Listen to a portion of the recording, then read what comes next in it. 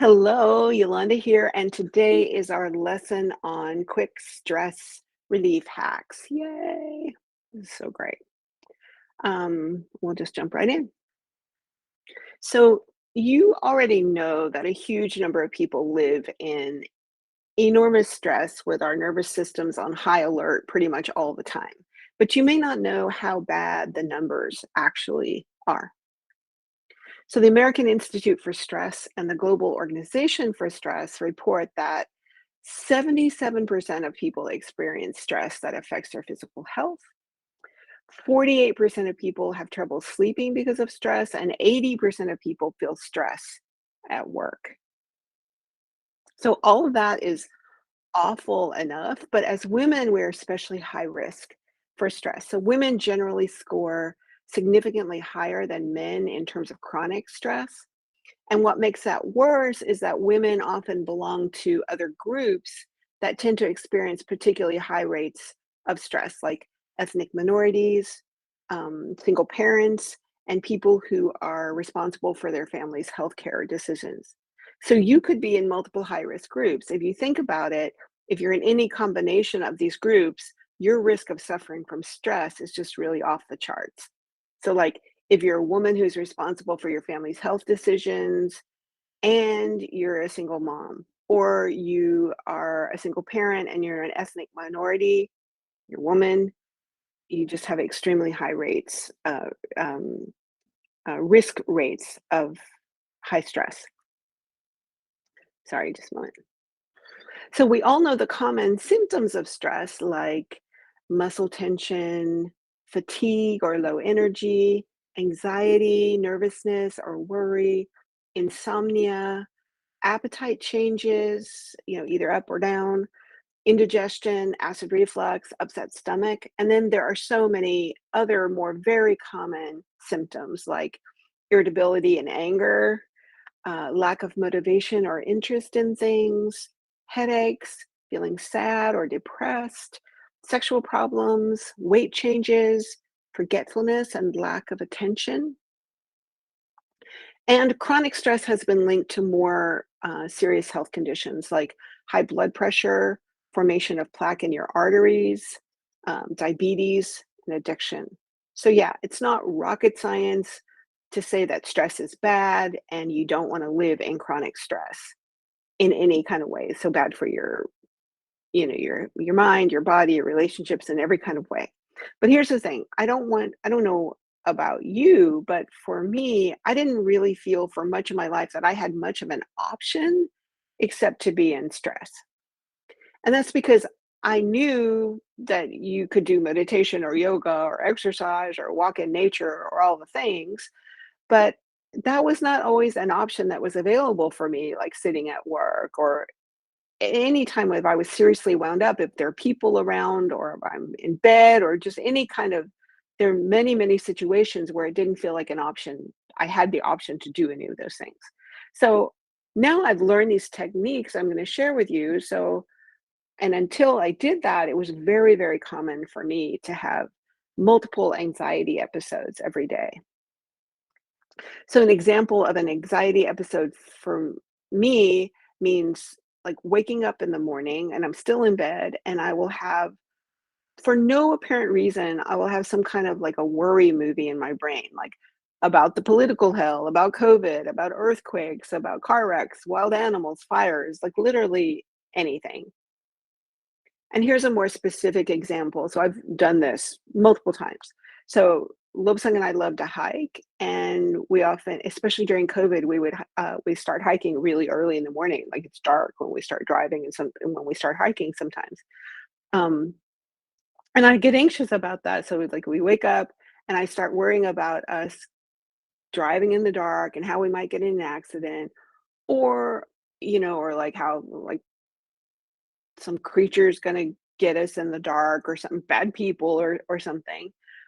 Or I could go down like a rabbit hole about an earthquake happening and, you know, the roof's gonna fall in, like it's happening while we're sleeping and the roof's gonna fall in and we get covered in rubble and we're trapped in there and the air is escaping and we don't have our phones, we can't call anybody, or we do have our phones and nobody picks up and we die.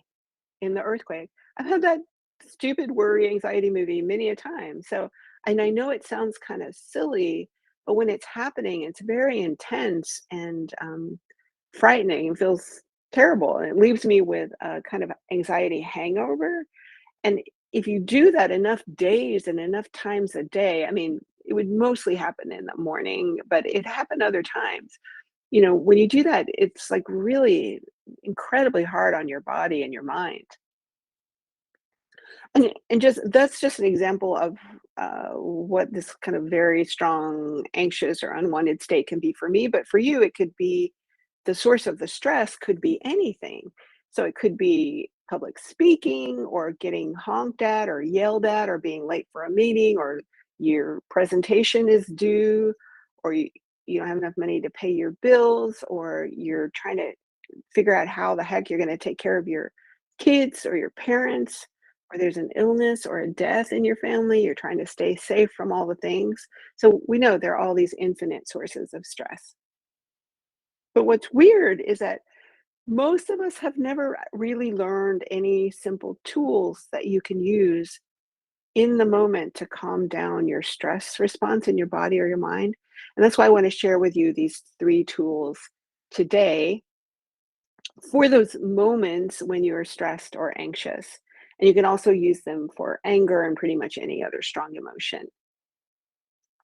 So here are the three tools, and I'll look at them one at a time and teach you quickly how to do them. So they are one called yoga body, box breathing, and there's one that is a type of bilateral stimulation technique. So the first one is called yoga body, and I learned this from a woman named Melissa Tiers, who is a um, kind of hypnosis expert. She happened to be guest teaching a coaching course that I'm in, and she shared the two techniques that I'll share with you today. Two of the techniques that I'll share with you today, and this one called the yoga body. I don't know why she calls it yoga body. It's like you're not doing yoga, but it doesn't matter. Here it is, and it's wonderful. So I'll just explain it to you simply, and then we can do it together. So basically, you're just going to put your attention on your right palm, your right elbow. She says inner elbow. I don't think it matters. Your right shoulder, your left shoulder, your left elbow, and your left palm. And that is it. And you're going to do that in a circuit of those a few times. So we can just do it together. You can do it sitting, you can do it standing up, you can do it in bed. But here's just a simple way to learn it. And if you want to do it with me, you can. So sit any way that you're comfortable with your feet on the floor, your legs crossed, it doesn't matter. You can rest your hands on your knees and you can put your hands palms up or palms down. It's kind of nice to have it palms up if there's no one around. If there's somebody around, then I keep it more palms down. But let's start. I'm starting with palms up. You can close your eyes if you want to. I'm going to keep mine open probably. Actually, I'll close mine too. So first, let's just put your attention lightly on your right palm and just hold it there a moment. Now move to your right elbow,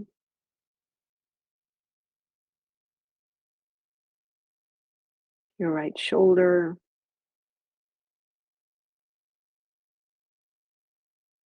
your left shoulder,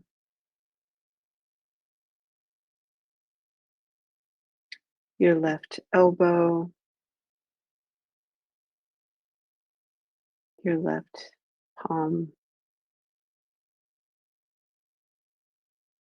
One more time, your right palm, right elbow, right shoulder, left shoulder, left elbow, left palm. Okay, that is all you got to do. So I usually do it. I think she recommends, or like you can start with two or three.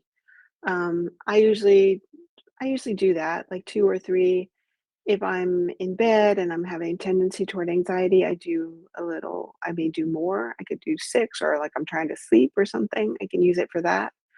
Um, and you could do 1. It doesn't There's no rules about it. There's not a rule about how fast you go. Sometimes I go a little faster, sometimes a little slower. I find it more restful and relaxing when I do a little slower, but it doesn't matter. It works both ways. And I just want to say that this has been such a huge game changer for me. I know it seems crazy, but whenever I'm having any kind of strong emotion, I can just do this a few rounds and it calms me down. Um, the remarkable thing is just by using this tool in the moment when I feel really stressed, it has actually calmed down my overall anxiety levels. So, I'm using it because I'm stressed right now. I feel anxious, or I feel stressed, or I feel angry, and I use it at that moment.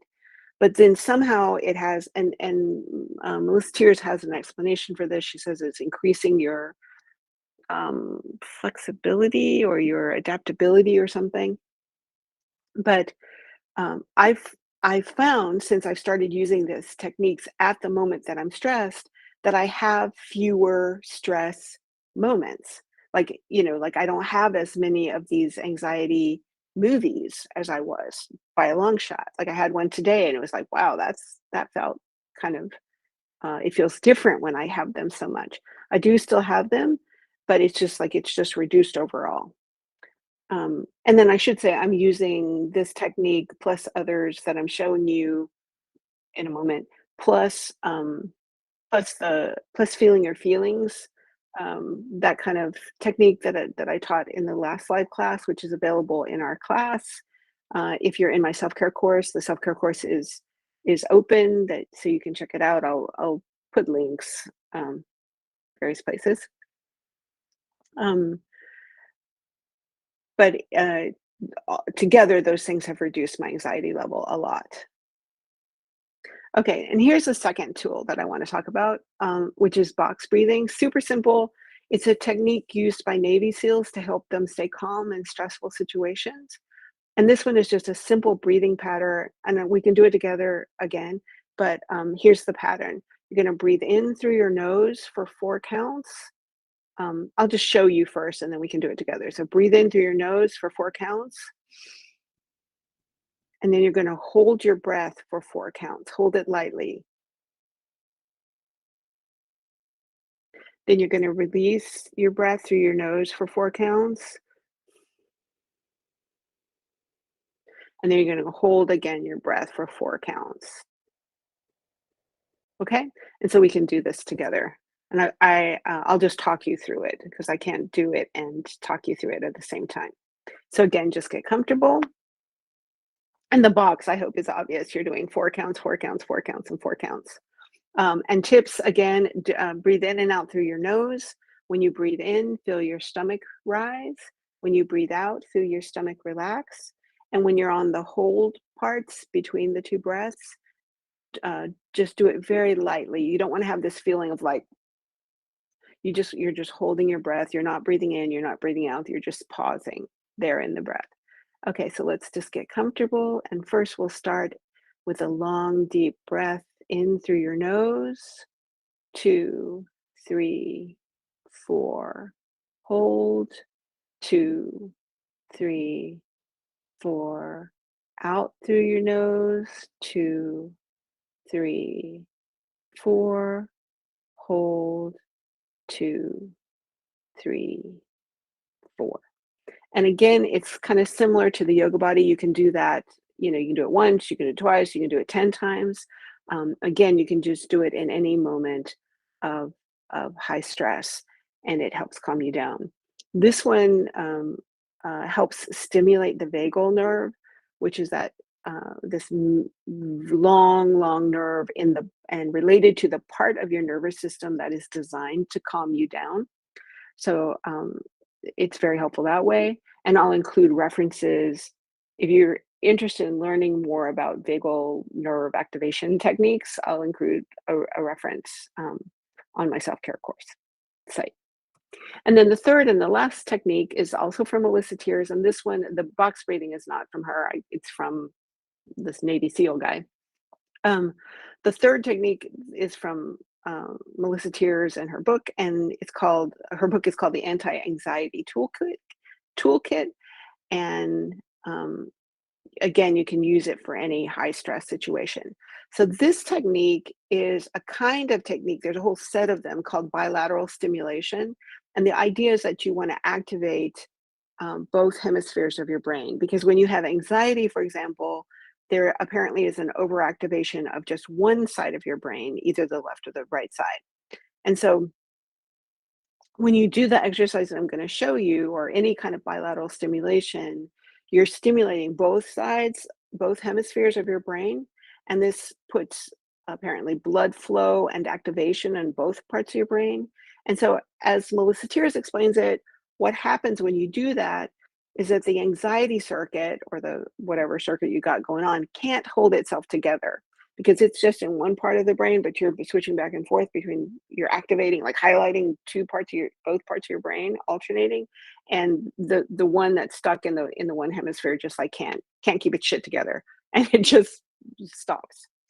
So in this technique, when you have anxiety or a panic attack or any kind of stress situation, you just grab something like a pin or a ball or an apple, and you're going to pass it back and forth from one hand to the other, keeping one hand in front of you, while the other one swings out to the side. So I'll just show you, and we can do it together.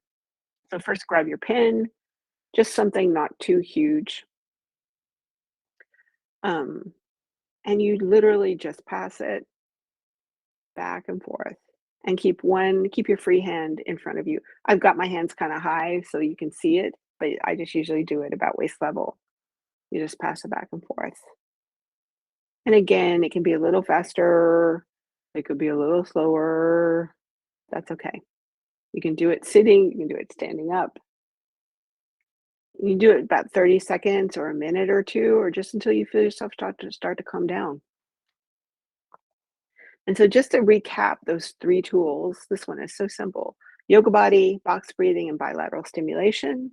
Yoga body is the one where you place your attention on your palm, your elbow, your shoulder, and make the circuits. The box breathing is you breathe in deeply for the 4, hold for 4, breathe out for 4, hold for 4. And the bilateral stimulation is the one I just showed you, where you pass an object in front of you using, on either side of your body.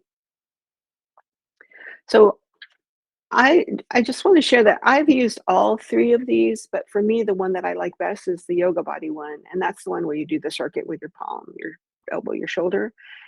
It's just insanely effective for me, and I do it a lot, and I do it anytime, anywhere, because the beautiful thing about this one, I think the reason that I like it the best, well, it works the best for me, but I also like it the best because you can do it and nobody has to know you're doing it. You can be sitting at dinner and have some kind of stress or frustration or anxiety response, and you can just start doing it, and nobody even needs to know. Like, it's hard, but I've even done it while I'm talking, you know?